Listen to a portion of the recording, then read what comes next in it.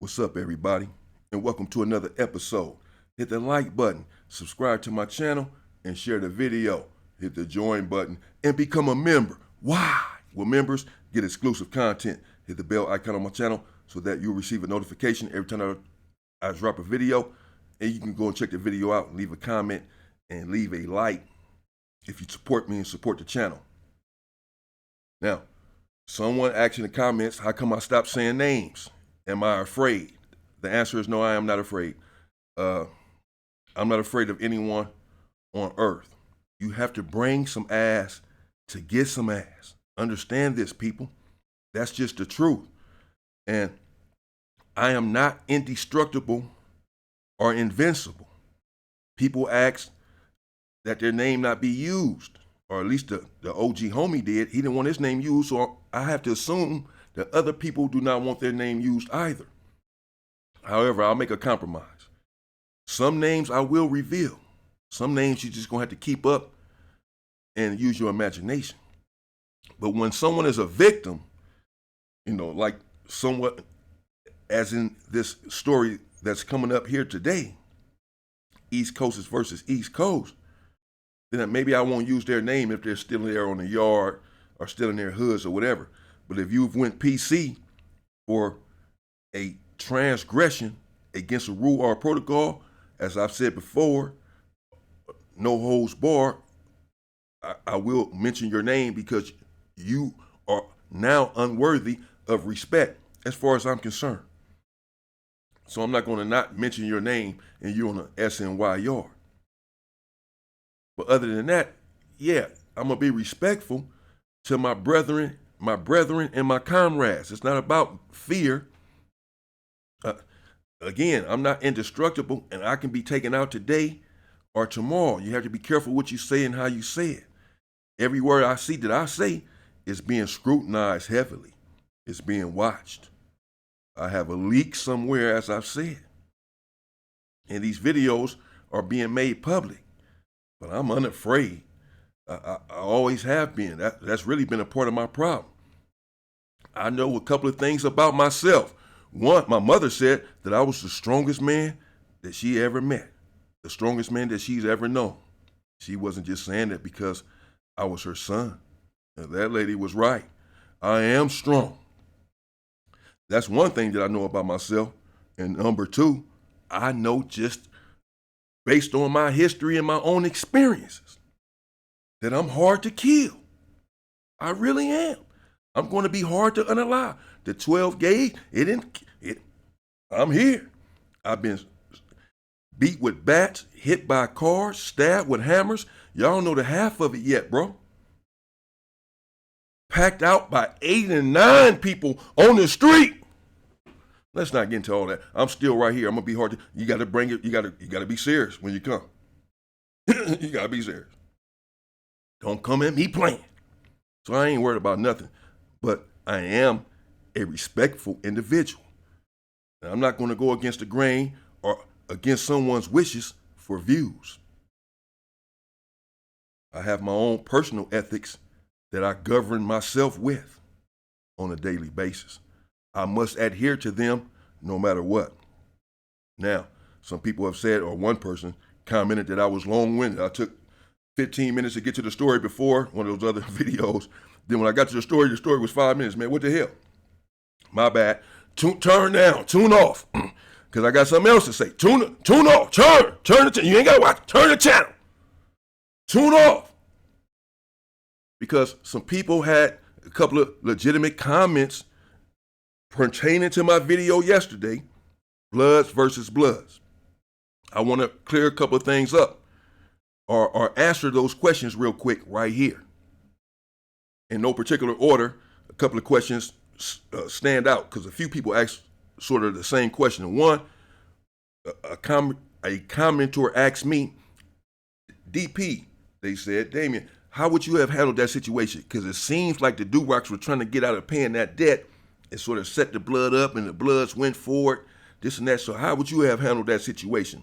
For one, someone else asked, did the Durocs still have to pay the debt? Or did they just get away with the debt since they removed active from the yard? And someone else asks, once you are removed from the yard, is it permanent? Was active able to go to another yard? Like, could he go from B yard to C yard once he was attacked and removed? Or basically, is he now on the S and Y yard? Is his career over with? If I was a really good storyteller, and I'll be there, fellas, you would not have to have asked any of those questions, ladies and gentlemen, because I should have already answered those in the video. I should have let you know if they had paid the debt, could he go to another yard, etc. But I didn't. I am imperfect. Let me answer them now in no particular order.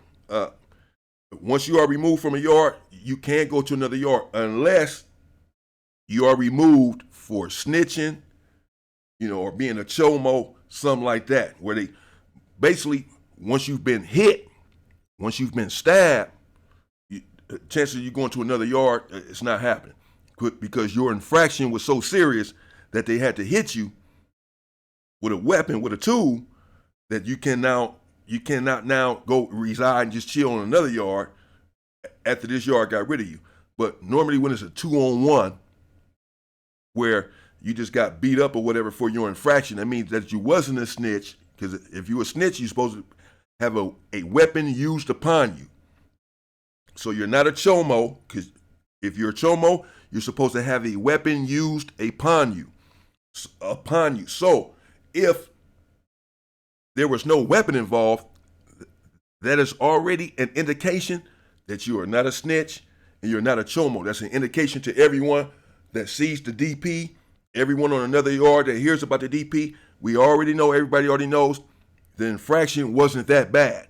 He probably just owed a debt on the yard, threatened somebody on the yard, which is serious, but a lot of times you're not going to get stabbed over it, particularly depending on who you are. So no, active, he's not now PC. He didn't have to go S and Y. You just take your DP and you can go to another yard. You go right to C yard or whatever. Now, the homies over there, they'll know what happened. It'll follow you. They'll know, oh, man, you got removed from another yard, so don't come over here acting like you all tough or whatever. You got a removal on your jacket. But at the same time, most people look at it like, okay, he had a violation. He took his DP and that's it. Ain't none of us perfect. He stood up like a man, took his DP, and that's it. He's not PC, he's not none of that, and you still have your respect intact. So, yes, you can go from one yard to another if you're removed without a weapon. And how I have handled the situation, well, it depends. Again, as I said, some people receive favoritism. Some people will be removed from a yard for things that another person can do and not be removed. And in this situation, I don't know what the inner conversation was like with the Damus, which, for those who do not know, are the Bloods. I don't know what they talked about. Someone asked, so they didn't even ask active if he had threatened them. They just took the Crips' word and this and that, man, to make the Damus look weak, man. Well, they asked active, man, what happened? They got his side of the story, I'm sure. Did you threaten him or whatever? I'm sure he said no. I'm sure he told him exactly what was said. Me, I don't know. Because as I said, I was surprised when it happened on the one hand. On the one hand, I am a stickler for the rules and the protocols. And if you violate them, there's a reason that they are in place. Because, yes, it's going to go up if they do not remove active from the yard. Let's get that straight. It's going to go up because they've already made their claim, their accusation that he threatened them. And they're from opposite sides of the fence. We're talking about Crips and Bloods. And normally in prison, when you're talking about a threat, everyone perceives the threat as a life threat because we understand, particularly when you're talking about opposition, they're not going to come at you, and fight you. They're coming at you with a knife, particularly on a level 4 prison. So when you threaten someone, they're assuming that you're talking about coming at them with a weapon. So yeah, it's going to go up. Not that necessarily factored into the Bloods' decision to remove active. I don't know. There are times and there are people in the yard where it's like, if he does one more thing, the homies will say, I've had many homies like that on the yard. If he does one more thing, we getting his ass out of here, bro. You on your last, and we'll tell him, you got one more thing. You got one more chance, bro. Well, because he's getting into little minor incidents that are not necessarily removable, but when you combine them and conflate them, add them up, they become removable. So he has one. So I don't know what the situation was with Active. Someone said, man, they probably was in fear of Active. I don't know. The Damos on the yard, the Bloods, they were stand-up dudes. And the Duwaks were stand-up dudes too. I'm going to give them the benefit of the doubt. When they said that he threatened them, that's how they perceived it. I don't know. That's how they took it to them. Someone asked if they still had to pay the debt. No, I don't believe so, bro. Once the dude is removed from the yard, because he threatened him, once he threatened him, that like nullified the debt. We're even now. Because now you out of here. For I owe you, which is a violation, but now you just committed a violation by threatening me. So we even. Yeah. So no, they didn't pay a debt. Activist, he went to another yard or another prison. He didn't have to go PC, at least not for that situation. And, I don't know. On the one hand, I can see how people find some of it suspicious. On the other hand, threats in prison are taken very seriously, bro. Very seriously.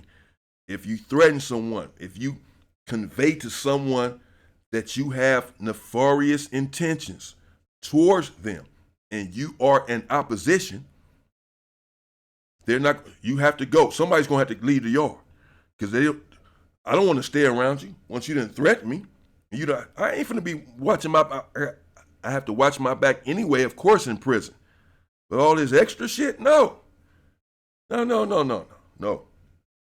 So again, it depends on whether or not they really perceive that situation as a threat.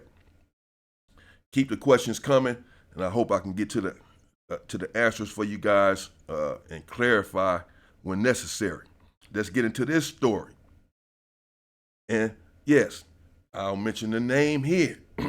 This was Shiesty, I believe. He was from 6 Deuce. I believe Shiesty's from 6 Deuce East Coast. I could be wrong. Easty Mo, we used to call him, from 6 Deuce East Coast, is on the yard. And TC, also from 6 Deuce East Coast, is on the yard. A whole bunch of East Coasters. And as I said, I have a certain affinity for the East Coasters because my family's from East Coast, for one. And, I just have always liked their style, really. They some crippin' dudes, they be G'd up and all that. They some solid cats for the most part, most of them. Shiesty is a short, dark-skinned dude. And he's running around the yard like a little mouse, all the time, just into something, Stop at your door and doing this. But Shiesty, he had a good sense of humor and was a good dude. Shiesty was the type of dude on the yard that everybody liked. Everybody loved Easty Mo. He worked on the yard crew. Everybody loved Mo. We all had a lot of love for Shiesty as well because of the way he carried himself, and he was a strong dude, man. Shiesty ended up being in the cell with Stone from 11 Trade Block that I was telling y'all about. Got into a situation in High Desert, which I'll bring you soon. Stone is a partner of mine as well. But in this situation, they said that Shiesty, I can't remember the exact logistics of it, but something to the effect. I know that it involved a phone. Either he threw the phone, inside of the Mexican cell and caused the police to run inside of the Mexican cell and hit their cell, Southsiders. They may have narcotics in there, the Southsiders. They got their own phones, knives, whatever. They don't want the police hitting their cell because somebody came and threw something under their door by accident or, running from the police. It was either he threw a phone under their door, they was passing him a phone and he fumbled it and got them caught up. He was on the phone by themselves. Something happened about the phone.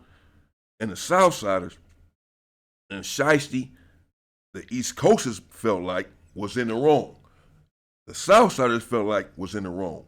it appeared the blacks in general felt like was in the wrong, but the rest of the blacks did not speak on that situation.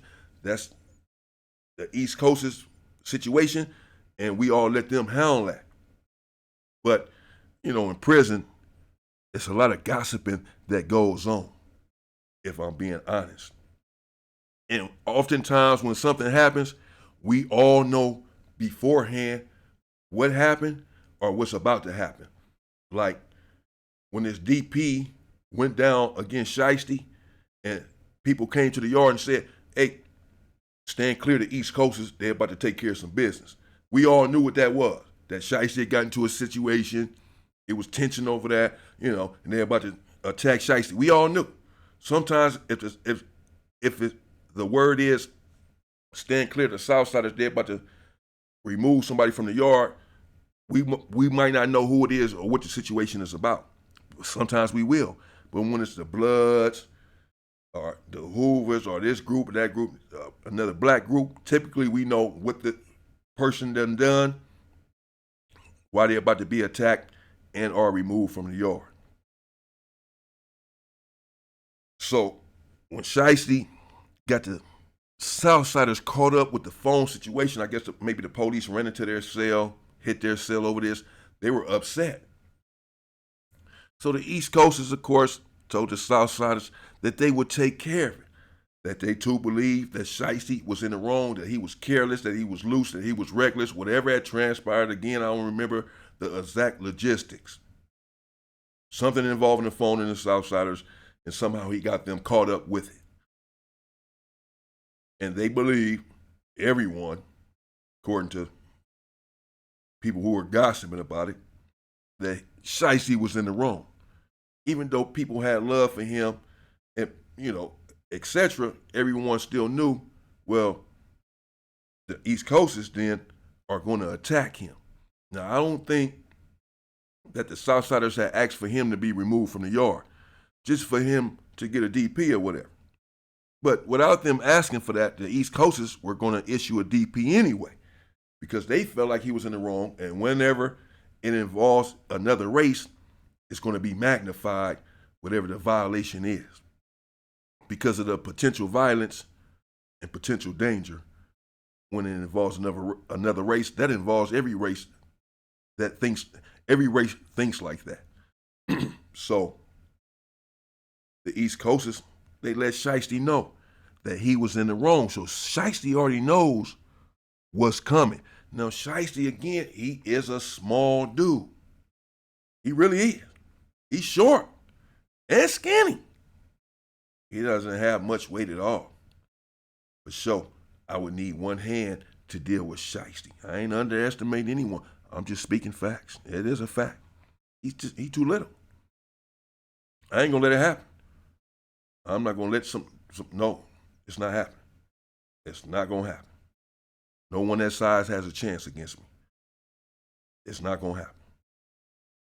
And that's what I'm thinking. It's gonna be the situation. Whoever they put on Shiesty, he doesn't have much of a chance. I know a lot of times little dudes, they fight strong and hard. And some of them are very strong, like Cockstrom. Fine. But I'm still thinking, no, he doesn't really have a chance against a 2-on-1, particularly. And they sent 2 dudes at him on the yard. But Shiesty, he knew it was coming. Someone asked before, can you fight back in the DP? Or are you supposed to win in the DP? And I answered before, no. You're supposed to take your DP. Now, you can swing back, but you're not supposed to hurt the person that's coming to DP you, because you're the one that's already in violation that's receiving the DP.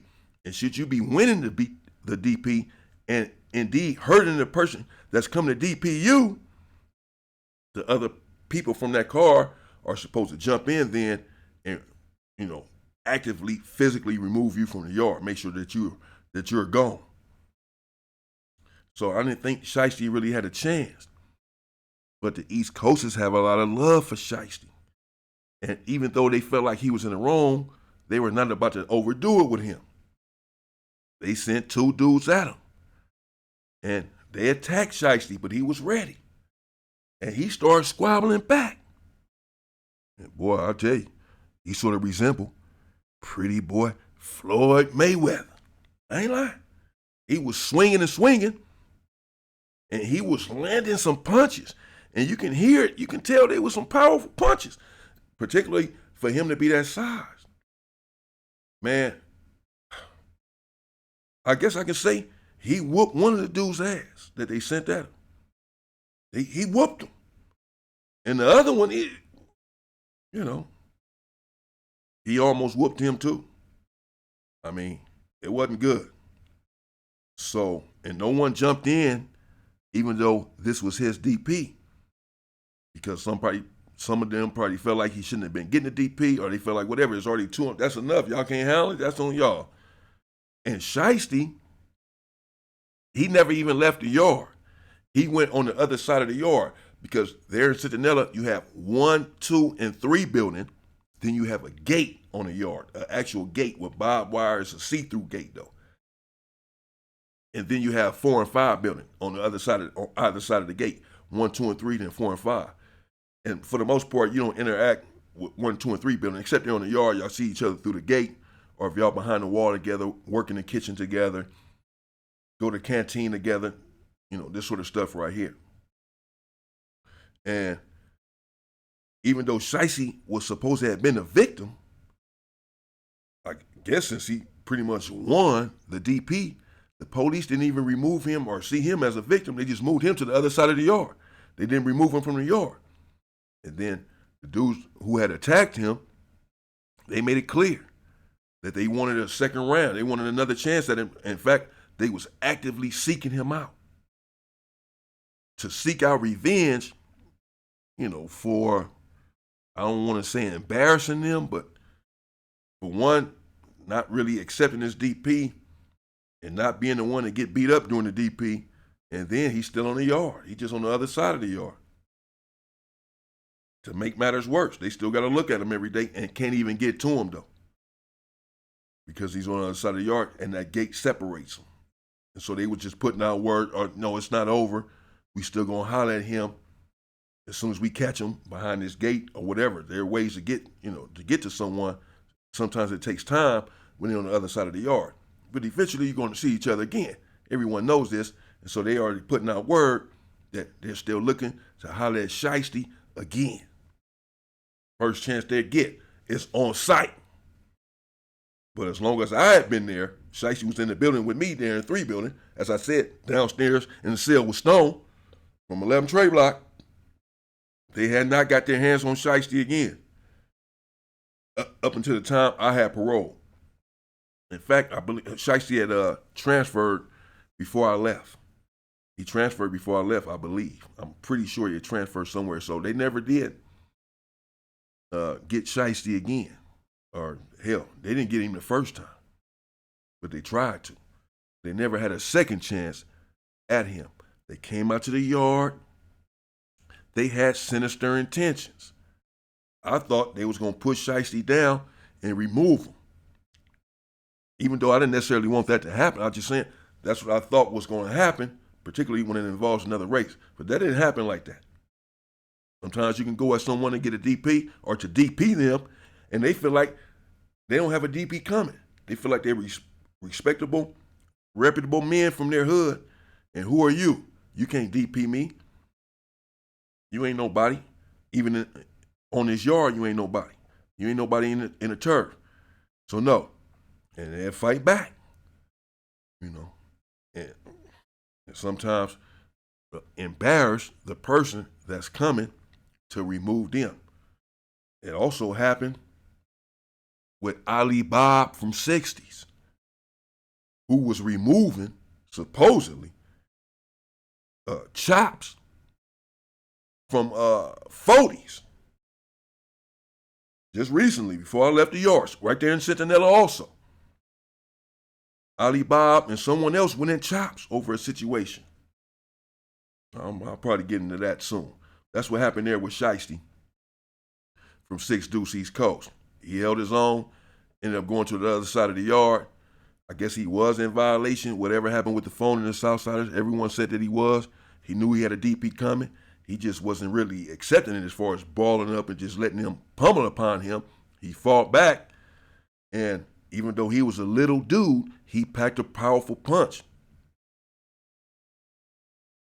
As we know, it's never the size of the dog that's in the fight. It's the size of the fight that's in the dog. Stay free, people!